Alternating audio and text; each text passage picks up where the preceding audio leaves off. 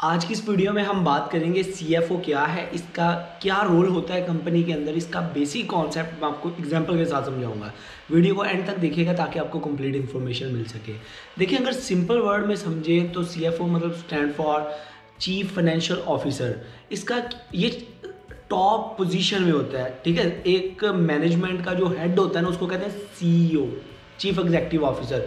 ये उसके नीचे काम करता है, ठीक है। इसने कोई मतलब मैनुअली कुछ काम नहीं करना होता, इसने फाइनेंशियल एक्टिविटीज़ जो कंपनी के अंदर हो रही होती हैं उस पर नज़र रखनी होती है कि क्या वो चीज़ें जो है वो सारी फ्लो के साथ हो रही हैं, सही से हो रही हैं। और इसने ब्रॉड बड़े लेवल पे फाइनेंशियल स्ट्रेटजीज बनानी होती हैं।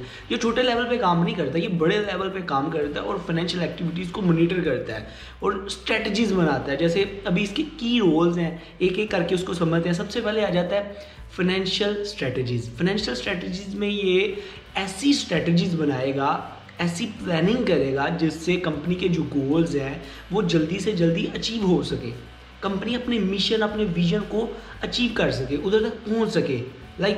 कैसे स्ट्रेटजीज बनाएगा?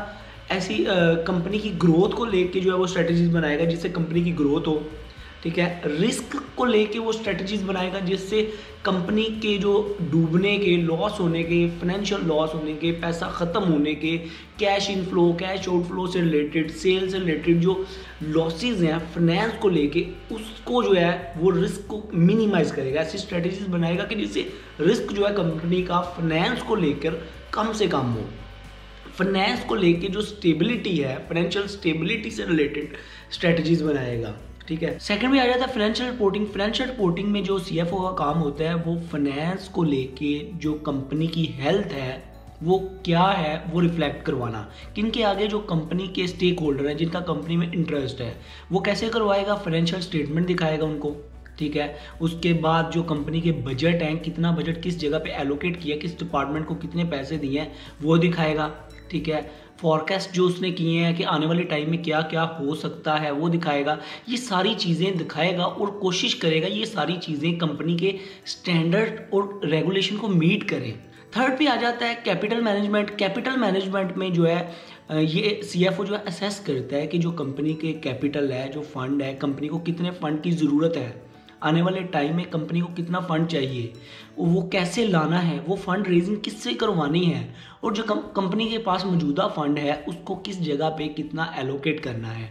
कैपिटल मैनेजमेंट में ये सारी चीज़ें जो है सीएफओ देखते हैं, ठीक है। फोर्थ पे आ जाता है रिस्क मैनेजमेंट। रिस्क मैनेजमेंट में वो देखता है रिस्क को लेके, फाइनेंस, जितना भी फाइनेंस है उसमें जो उसने कंपनी ने जिस जगह पे इन्वेस्टमेंट की है, मार्केट में क्या फ्लक्चुएशन हो रही है, अप एंड डाउन्स क्या आ रहे हैं मार्केट में, ठीक है। जो इन्वेस्टमेंट जिस जगह पे की है उसको देखना है कि क्या वो सही है कि नहीं, क्या उससे आने वाले टाइम में लॉस तो नहीं होगा, किस इन्वेस्टमेंट को हमें उठा लेना चाहिए, किस इन्वेस्टमेंट को हमें लिक्विडेट कर देना चाहिए, कैश में कन्वर्ट कर लेना चाहिए। तो जितने भी फाइनेंस से रिलेटेड ऑपरेशंस हैं, जो चैलेंजेस हैं, उससे रिलेटेड जितने रिस्क हैं उसको मॉनिटर करता है, उसको मिनिमाइज करने की कोशिश करता है, ठीक है।